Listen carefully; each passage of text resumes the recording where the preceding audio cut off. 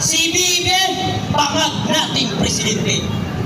Mga kababayan kong Pilipino, si Congressman John Vic Remulla ay tila ba hinahamon niya ang mamamayang Pilipino. Sapagkat sinabi niya, mga kababayang Pilipino, na hindi daw mangyayari sa Pilipinas ang nangyari sa Indonesia pati sa Nepal. Mukhang isang pag-ahamon ito, mga kapatid. Mukhang hinahamon ni Remulla ang taong bayan. Huwag mong subukan, masisira ang buhay mo sa Pilipinas. Kung nagawa ng mga Pilipino noong una, mag-people power Remulla, magagawa rin ngayon ng Pilipino at mamamayan na patalsiking kayo sa pwesto. Biruin mo, ang flood control project na yan ang inaasahan ng mga Pilipinong mahihirap. Yan lamang ang inaasahan ng mga Pilipino para sila ay hindi malunod sa baha. Ninakaw ba ng mga politikong walang hiya? Ang kakapal ng pagmumukha nyo. Ang taong bayan walang tiwala sa House of Representatives. Bakit? Sila ang nag-iimbestiga sa kapwa nilang buhaya. Kung seryoso si Bongbong Marcos sa pag-imbestiga sa korupsyon, isang turo lang ni BBM, kulong ang mga putang inang kurakot na yan. Kaso, hindi siya seryoso kasi pati siya damay. Unang-una, Mr. President, House of Representatives, hukuman ang mga buhaya.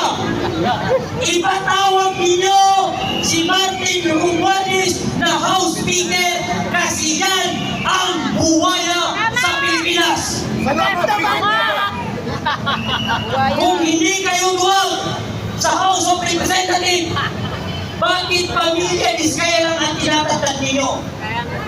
Kung gano'ng kabobo, yan, akalanin mo ang hinahanap ng taong bayan ay yung budget ngayong 2025 kung saan napunta. Ang hinahanap ni Congressman Abante na utak-ipon ay nung budget noong 2016. Maraming salamat kay Congressman Kiko Braga alias Park. Kung hindi ka ba naman Congressman, kung hindi ka ba naman utak-ipon, bakit ang palpak ng budget at hinahanap ng taong bayan na budget ay ngayong 2025 ang hinahanap mo ay nung nakaraang administrasyon? Bakit ko sinabi na si Congressman Abante ay utak-hipon? Dahil ang utak-hipon ay naghalong tayo at pag-iutak ay hindi na kayong maghiwalay ng tama't mali. Habang ang mga Pilipino lumulusong sa baha, habang ang mga estudyante hindi makapasok sa eskwelahan dahil sa baha, yung mga anak ng kurakot ng politiko at anak ng mga kontraktor nasa ibang bansa nagpapakasarap kumakain habang ang mga Pilipino ay walang makain. Wala nang pinakabubong administrasyon sa buong kasaysayan ng Pilipino kung hindi ang administrasyon ni Bongbong Bangag. Wala ka na ng utang, nagpapahandel ka pa sa asawang parang zombie magdagan. Saan ka makakita ng presidente wala siyang masagot sa mga media na nag-i-interview sa kanya? Doon pa lamang alam na ng tao na ang presidente ay walang alam sa nangyayari sa mundo.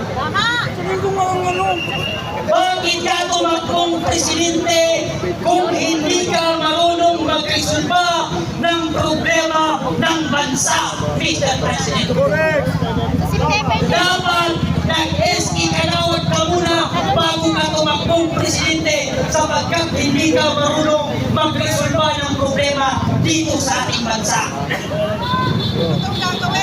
Kaya dapat hindi pwede na matapos ang taon ito na hindi hindi maikulong si Martin Romualdez, pati si Zaldico at matanggal sa pwesto niyang si BBM. Bakit? Noong mga panahon, sinasabi nila sila ay sumusunod sa bansa natin. Sumusunod sila sa due process ng ating bansa. Bakit si PRP ipinakulong nang wala sa paglilinis?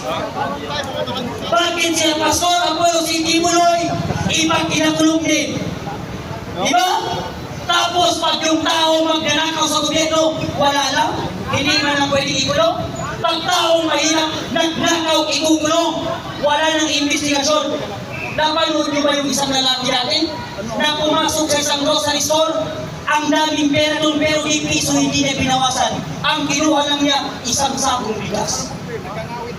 Ikinulong kaagad. Pero pag politiko nagnakaw ng bilyon-bilyon, wala man lamang napapanagot?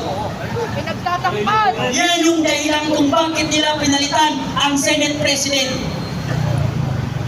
Yan yung dahilan kung bakit pinalitan ang Senate President at inalis ang glory board kay Senator Rodante Marcoleta. Bakit? Kasi natutumbo si Zaldico at ayaw ibangag na mahuli at makulong at magipit si Zaldico kagaya ng pamilya ni Skaya. Dahil pag si Zaldico nagipit, magtuturo at magtuturo yan ng mga kasama niya. Kaya pinalitan nila ang Senate President at ang glory board para another resource person na naman, another tao na naman ang babanggitin nila ng takaw. Mga kababayan, hanggang dito na lamang pagod na ako. Thank you very much. Lumaban tayo hanggang sa muli. Huwag tayong sumuko. Mga Pilipino, huwag matapang sa comment section. Dapat maging matapang sa personal. Huwag tayo maging keyboard warrior. Dapat maging people warrior tayo. Hindi keyboard warrior. Matapang lang sa comment section. Dapat lumabas kayo at magsalita. Walang gulo, walang kalasan, supalit malakas sa loob at buo ang paninindigan. Ayan, magpasa ng tula para sa bayan. Tula sa korupsyon para kay Marcos Jr. Mga politikong ibinoto ng sambayanan inaasahang magsilbing tapat sa ating bayan. Mabuhay ang ambulansya. Ako ay ang ambulansya, aking ulitin. Tula sa korupsyon para kay Marcos Jr. Mga politikong ibinoto ng sambayanan inaasahang magsilbing ng tapat sa ating bayan. Ngunit nangyayari sa diyang talibas pagkat kanilang pinupul sa tapat ng Pilipinas. Perang kinokolekta ay sa iba'y ginagamit, kaya't mga tao ay sa pagtalim kumakapit. Korupsyo'y nagbubunga ng mga katuspalan ng kalaunay magawa ng krimen sa ating bayan. Korupsyo'y parang sunog kung maituturing na dapat atulain pag mga pinsala sa atin.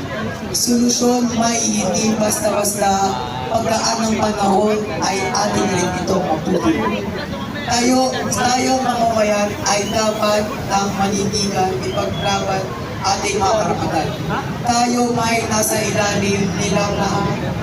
Ito'y hindi hadlang upang tayo ay umangat. Mabuhay ang mga Pilipino! Okay, maraming salamat.